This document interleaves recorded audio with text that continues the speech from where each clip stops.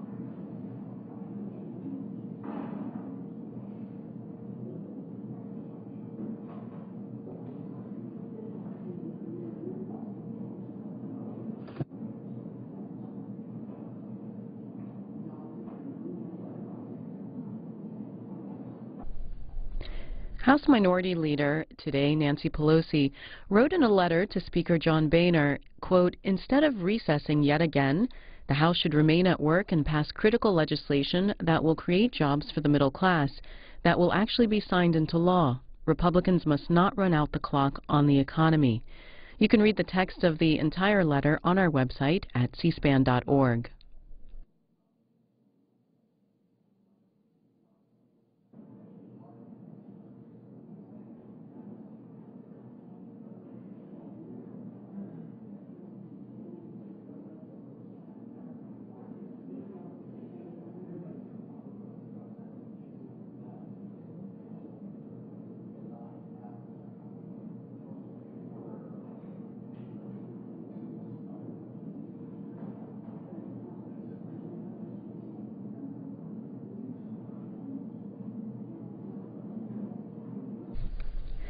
The Senate continues consideration of a farm and food bill that would change how the government protects food growers during hard times, including putting an end to paying farmers regardless of whether they plant a crop. The Senate is expected to spend several weeks on the 5-year bill. The current Farm Act expires at the end of September, and getting a new plan in place by then will likely require tough negotiations with the House. The House is taking a different approach to the farm protection programs and seeks deeper cuts than the $23 billion over 10 years that was envisioned in the Senate bill. The House Agriculture Committee is expected to take up its version later this month. That's according to the Associated Press.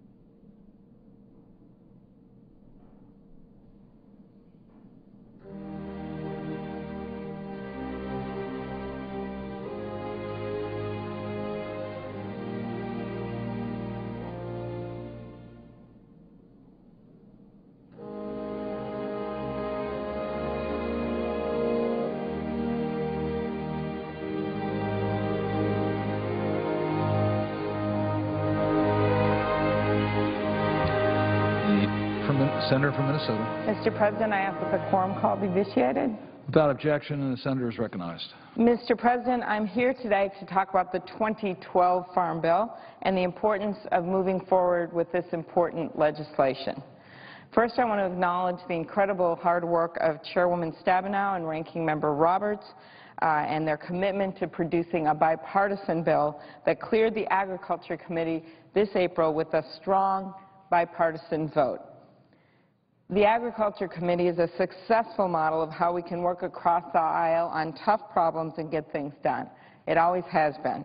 This cooperative effort was not on a small or merely symbolic issue, but on a major piece of legislation that impacts every single American. Throughout the process, this committee has faced unprecedented budget challenges, as has our country. But under Chairwoman Stabenow's leadership, the committee has worked together on a bill that makes tough choices, works within a budget to provide $23 billion in deficit reduction, and preserves the core programs that are important for Minnesota and other states across the country. I believe that this carefully crafted bill finds a good balance between a number of priorities, and I urge members of the Senate to continue to work together in the same spirit that was exemplified in the Agriculture Committee to complete work on this bill as quickly as possible. Mr. President, I've spent the last year all around our state, and I've talked to farmers and businesses across Minnesota. And no matter where I go, I am always reminded of the critical role that farming plays in our state's economy. We are 21st in the country for population, but we are 6th in the country for agriculture. It is our state's leading export, accounting for $75 billion in economic activity and supporting more than 300,000 jobs. It is one of the major reasons, Mr. President, that our unemployment rate is at 5.6%. Significantly better than the national average. And that is because we have had consistent farm policy coming out of this chamber, out of Washington, D.C., and you can't say that in every area of industry, consistent policy coming from the government over the last decade. That must continue because it doesn't just help our farmers on the front line, it feeds into many industries, and it certainly feeds into agriculture exports. Our state is #1 in turkeys in the United States of America, a fact you might not have known, Mr. President. We are #1 for green peas and sugar beets. We're also home to Jennie-O Turkey and Del Monte vegetable processing facilities, just to name a few. We are #2 in spring wheat and also home to a rich tradition of milling. We are #3 in hogs and soybeans and also home to pork processors and biodiesel plants. We are #4 in the country for corn and also home to 21 ethanol plants that produce over 1 billion gallons of ethanol every single year, and it's one of the major reasons that our country has reduced our dependency on foreign oil from something like 60% 5 years ago to the 40s, mid-40s now. That's an incredible record. It has to do with the oil drilling in North Dakota. It has to do with better gas mileage in our cars and trucks, but it also has to do with biofuels. Minnesotans in rural communities and larger cities all benefit from a strong farm economy that provide jobs on the farms, mills, and processing plants, equipment manufacturers, and other key exports for the United States of America, and a diverse range of high-tech jobs in today's modern agriculture. That is why there is so much at stake in this 2012 Farm Bill and why it is so important for us to finish with a strong and effective bill that gets the job done for America's farmers and for our economy. Mr. President, it's no secret that during each step of the process we have been working with a tough budget climate. But that doesn't mean that the goal of maintaining a strong farm safety net or a safe, nutritious, and abundant food supply is any less critical. The last thing we want to do is to be dependent on foreign oil, even though we've seen improvements like we are dependent on foreign oil. We don't want to have that happen with foreign food. Now, how have we done this to get the $23 billion in cuts? I think the first thing is important for people to understand who are not from rural areas, who are from metro areas, my state has both, or from states that are more urban focused. Only 14% of this farm bill is farm programs. Could have had a different name, but a lot of people call it the Farm Bill. It's only 14%. The rest is conservation, nutrition programs, school lunches, you name it. So while only 14% of the Farm Bill is farm programs, nearly two-thirds of the cuts over last year are on that 14%. Nearly two-thirds of the $23 billion in cuts, about $16 billion, is cut from the farm programs, which are only 14% of the Farm Bill.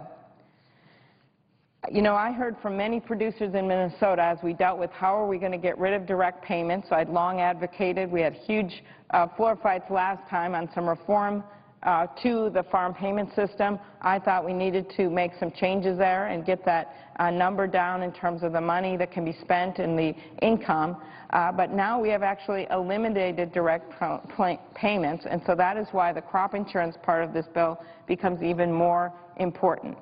The bill also continues the sugar program, which is important to our country, tens of thousands of jobs across the country, tens of thousands of jobs in the Red River Valley in Minnesota and North Dakota, and also helps to ensure that we have a strong domestic sugar industry in our country.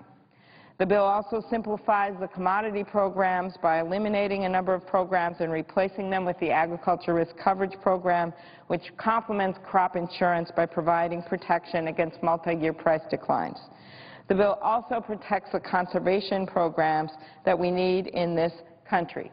It helps our agriculture producers to keep our soil healthy and our water clean.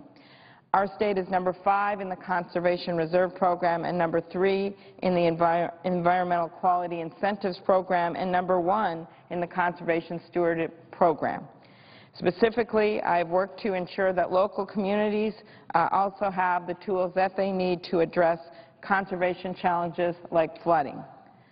Conservation groups from Ducks Unlimited to Pheasants Forever know how important the Farm Bill is, and that is why over 640 conservation groups, Mr. President, are supporting the committee's work on the Farm Bill.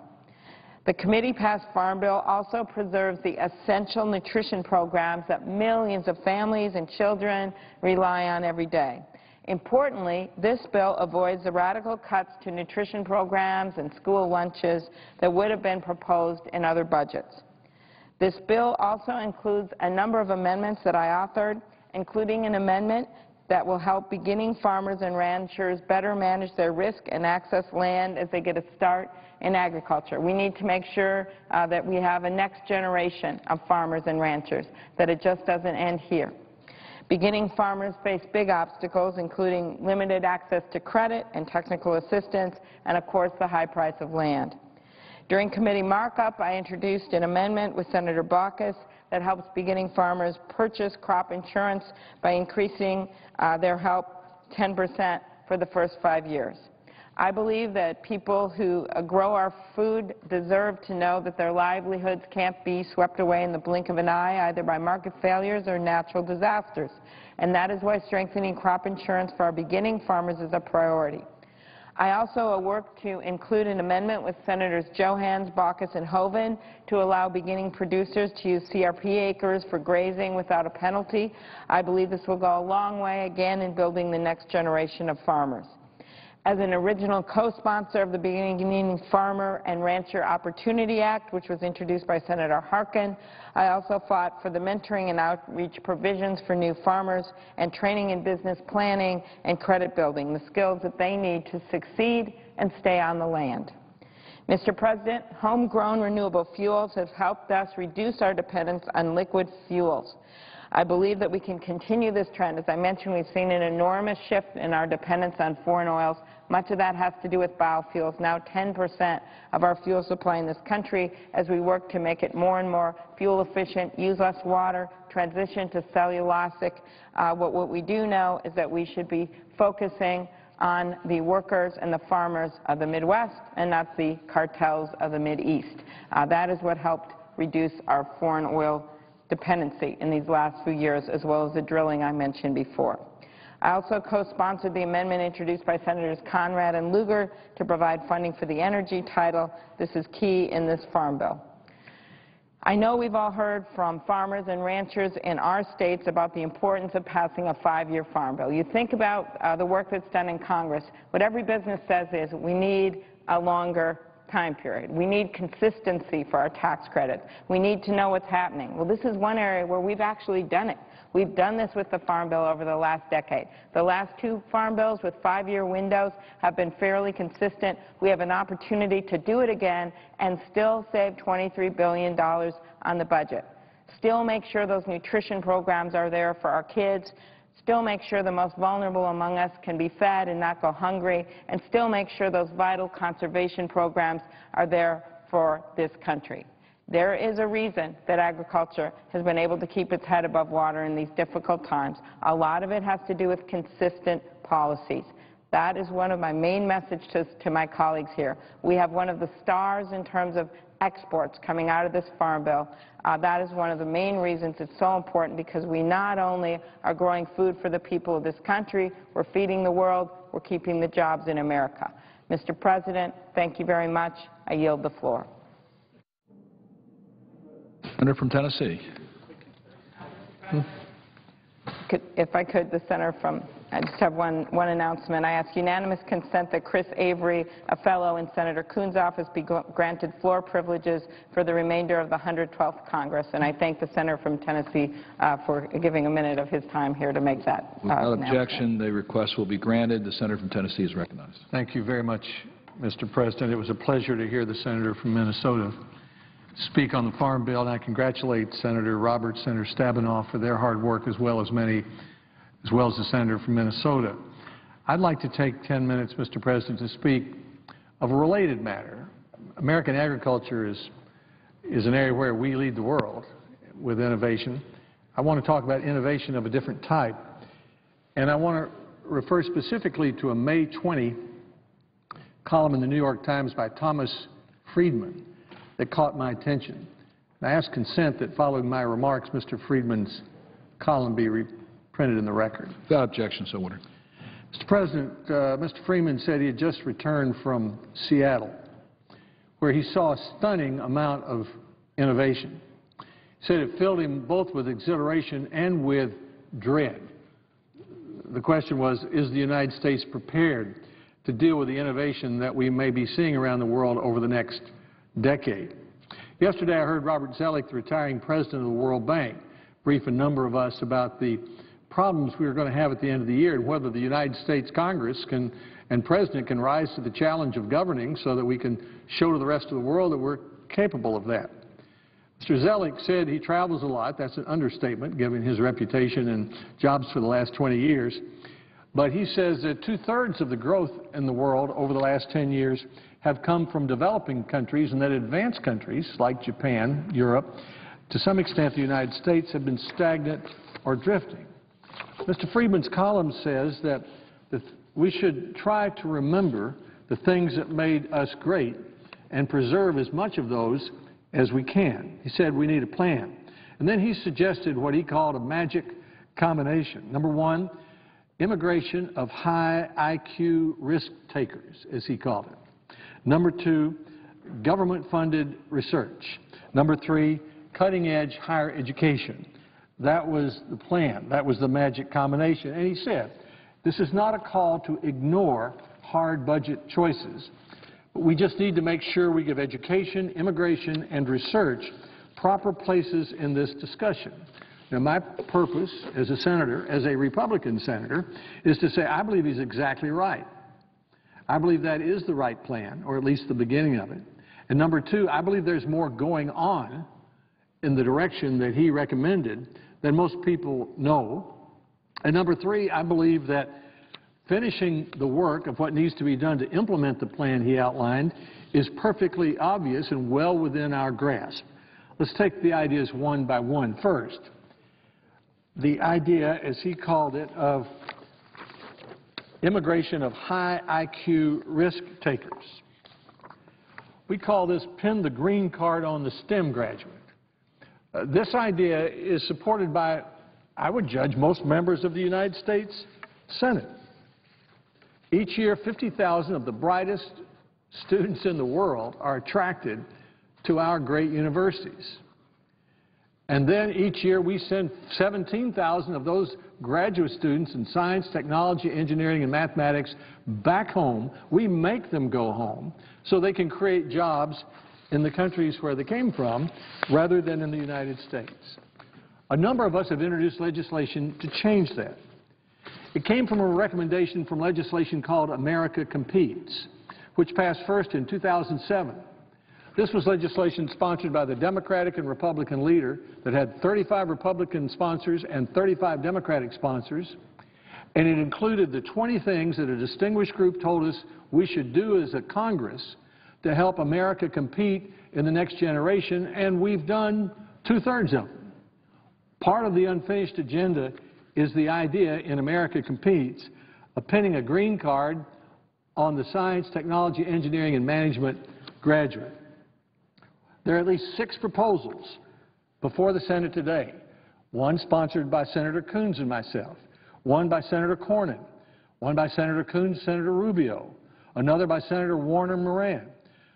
Coons, Rubio, Warner, and Moran have yet another one, and Senator Bennett has one. That many of us say, let's go ahead and pin the green card on the high IQ risk taker and let those men and women create jobs here in the United States when they graduate. What should we do about it? Stop insisting that we need to pass every single aspect of the immigration law at one time and go ahead and pass this one bill. Realize that we can do some things better in the United States Senate step by step. Second idea, advanced research. It's hard to think of a major innovation in the biology or sciences that doesn't have some aspect, hasn't had some support from government-sponsored research since World War II. And the American Academy of Sciences tells us that maybe half our growth, half our wealth since World War II has come from this technological advance. For example, maybe one of the best examples is unconventional gas. We call it shale gas. That's been around for a century. A lot of people have been trying to do it, but even Mitchell Energy, the people who stuck it out in advanced shale gas, said it couldn't have happened without the Department of Energy, and it couldn't happen without inventions on 3D drilling from Sandia National Laboratory. Yesterday I visited with the head of what we call ARPA-E. Most of us know about a little organization called DARPA, which has been around for 50 years in the Department of Defense. Out of it has come such things as the Internet, STEL, a whole series of major innovations that affect the lives of people every day. So the idea was, let's try that in the Department of Energy. That came out of America Competes as well, and it takes promising ideas, brings them into the government and funds them for 3 years, and then spits them out again into the marketplace to see if they can survive. In other words, it's the kind of government-applied research that most of us can support. It had the support of 35 Democrats, 35 Republicans. Yesterday I was briefed just on 3 of their innovations. One company has doubled the density of a battery, a lithium battery. That means that an electric car, for example, could go twice as far with a battery, or it could go the same distance with a battery that costs half as much and weighs half as much. Or a second idea was a laser drill for geothermal. The laser drilling precedes the normal drill and can do remarkable things, which will probably make a massive difference in exploration for oil and gas over time. And then a third, which I would describe as really the holy grail of energy advanced research, is the idea of taking carbon, such as that comes from coal plants, and turning it to something that can be used commercially. I mean, just to think of the difference that can make for our country if we were able to find a way to do that. Well, there's a promising way to do that in ARPA-E, which is to take what they call bugs, a biologic solution, apply it to electrodes, and turn it into oil. So this may work or it may not work in a commercial sense, but this is the kind of amazing research that they're doing. What do we do about that? I would suggest that all we have to do is double clean energy research, a sort of Manhattan Project for these kinds of ideas, and pay for it by reducing the permanent subsidies for other energy programs, whether they're big oil or whether they're big wind. And finally, the third idea of Mr. Friedman is one I've talked about for years, and that has to do with the effect of Medicaid mandates on public higher education. He puts it this way, that the governments, the state governments, medicate, incarcerate, and educate.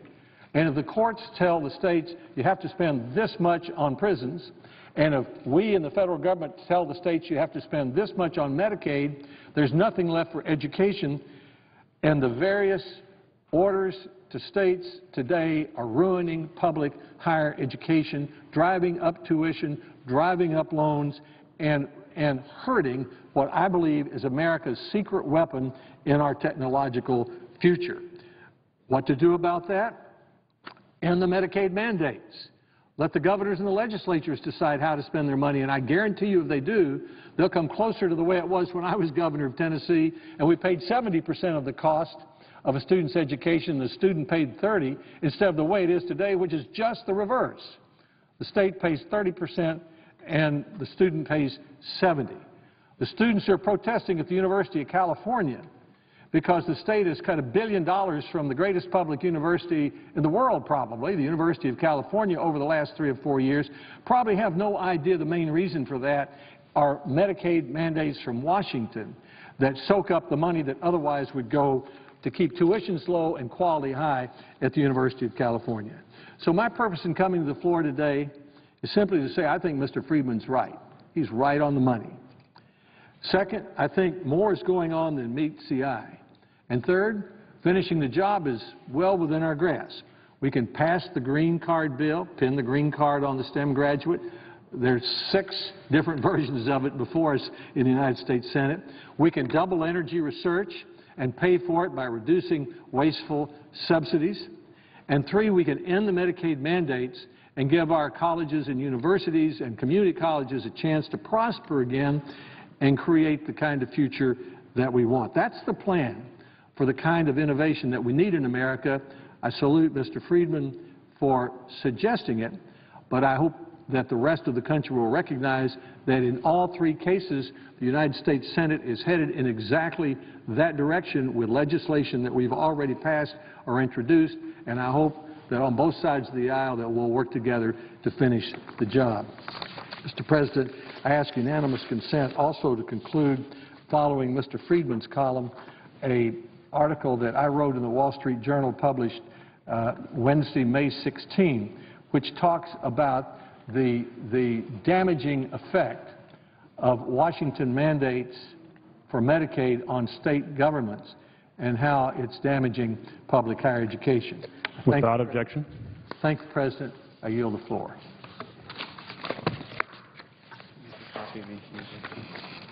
Mr. President, The senator from Kentucky. I ask unanimous consent that we grant floor privileges to Benedict Springer from Senator Merkley's staff. Without objection. Mr. President, I think that most Americans remember where they were on 9/11, 2001. I was doing eye surgery in Bowling Green, Kentucky, and I came out of the eye surgery into the patient's room, and on the television set in the patient's room were the planes crashing into the buildings. My first thought was horror. My second thought was concern for my father, who is in Washington, who's a congressman and who lives near the Pentagon. As I thought about this, it just struck me as so bizarre, just hard to believe. But I knew exactly where I was then and remember it vividly today. I think Lucky Penny remembers where she was. Lucky Penny was one of the first female F-16 pilots. She was here in Washington at one of the bases, and she was asked to scramble her F-16. After the first 2 planes crashed, she was asked to intercept United Flight 93 coming in from Pennsylvania, we think headed towards the White House. She was asked to scramble a fighter jet with no armaments. They didn't have time to load the armaments, and at that time we weren't prepared and didn't have jets that were already pre-armed. Her mission was to take down the plane however she could. Probably that meant ramming her jet into the commercial airliner and bringing it down. Can you imagine being given this task? She took it upon herself and quickly scrambled her jet. The jet had to be scrambled in such a fast fashion that there were still things attached to it and people trying to dismantle and pull out the gas hose and et cetera and all the appendages to the plane as she was taxiing down the runway. I think she'll never forget where she was on 9/11. When SEAL Team 6 infiltrated bin Laden's compound and killed bin Laden, I think Americans were very proud of SEAL Team 6, proud of our military and proud of what they did to finally get this mass murderer. When that happened, though, in the weeks leading up to that attack and that attack on the compound by SEAL Team 6, there was a doctor in Pakistan who helped us. His name is Dr. Shakil Afridi. He's about the same age as me, and I have a lot of sympathy for him and for his bravery. Doctors are not soldiers. We're taught to heal and taught to help, but he thought this was important enough, and bin Laden was a bad enough person that he would help America get bin Laden. He set up a vaccination clinic, and they did DNA testing to try to prove that bin Laden was in the compound. He risked his life to get this mass murderer. As a consequence, though, Pakistan has not treated him very well. The Pakistan government has now put him in prison for 33 years. I find this incredibly insulting from an ostensible ally. I find it troubling that this man, who is a hero and should be praised and congratulated and rewarded, has been put in prison for 33 years. He's been really in prison for the last year without trial, probably being tortured. He's lost a significant amount of weight, and now he's told that he will go to prison for the rest of his life for helping America to catch the mass murderer of bin Laden. Well, what I find particularly troubling is that the U.S. continues to fund. We continue to give money to Pakistan. Over $1 billion of U.S. taxpayer money is sent to Pakistan. It troubles me that we're sending $1 billion to a country that imprisons the gentleman, the physician, who was brave enough to help us get bin Laden. It makes no sense. Now, recently in a committee, the committee proposed reducing our foreign aid, the $1 billion, by $33 million. It's 3%. I think they'll laugh at us and keep doing what they're doing. They only understand negotiation from strength. And so what I'm proposing, and what I will insist upon in the next few days, is a vote on ending aid to Pakistan unless they free Dr. Afridi. I think that that's the very least they can do. I'm also asking the U.S. government to grant him emergency citizenship and to help his family get over here from Pakistan and to provide them safe passage. I think it's the least we can do. But we shouldn't reward bad behavior. That's what we've done with foreign aid for so many years. It's one thing to talk about aiding or assisting your allies, but to aid and assist people who persistently persecute their own people, people who continue with human rights abuses. Do you know, in Pakistan there's a woman named Asia Bibi. She's been accused of saying something about the Prophet. She says she didn't do it. It's gossip. She is set to be executed in Pakistan. I think Americans should be outraged that $1 billion of your taxpayer dollars is being sent to Pakistan, to a country that is imprisoning the guy who helped us get bin Laden, who's imprisoning a Christian for saying that she said some sort of religious blasphemy, which is basically gossip, the accusation. I think we should be insulted. Not to mention the fact that I just don't think it works. Look at the examples throughout the last 30, 40 years of the different dictators that we've given money to. We gave Mubarak over $60 billion, the military dictator of Egypt. He stole a lot of it. He was one of the richest men in the world, had some of the largest palaces in the world. And his kids were enriched also at your expense.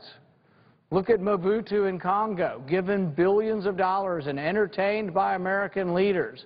He at one time had 7 of the largest palaces in the world, mansions in the U.S., mansions in Paris, all paid for with your money.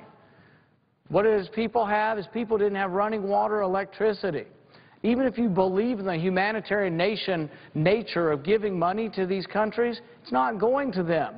You're making rich autocrats richer in third world countries, and it's not going to the people of the country. It is stolen and skimmed off the top. Look at Mugabe. Mugabe in Zimbabwe, who tortures his opposition, has confiscated land, basically run his country into the ground, and we've given him billions of dollars. You can't buy better behavior. Don't reward autocrats. Don't reward folks who torture their people. And for goodness sakes, let's don't send $1 billion to Pakistan, who is imprisoning a hero who helped us get bin Laden. My amendment will call for an immediate halt to all aid to Pakistan now. I'm asking President Obama not to send 1 penny to Pakistan until Dr. Afridi is freed. I'm asking for no more money to go in the future until Dr. Afridi is freed. I think this is the least we can do. I plan on demanding a vote here in the U.S. Senate, and I hope the American people will pay attention to how their representatives vote. They're voting to send money we don't even have. We're $1 trillion in debt. We borrow the money from China to send it to Pakistan. It makes no sense. Our infrastructure's crumbling. We've had 2 bridges collapse in Kentucky this year. We're struggling with money to pay for our own infrastructure, and we're sending $1 billion to a country who imprisons Christians for their beliefs. It has to come to an end. It's going to come to an end one way or another.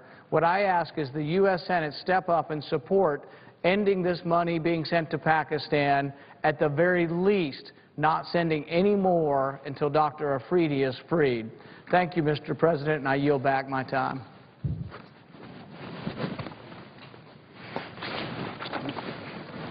And suggest the absence of a quorum. The clerk will call the roll. Mr. Akaka.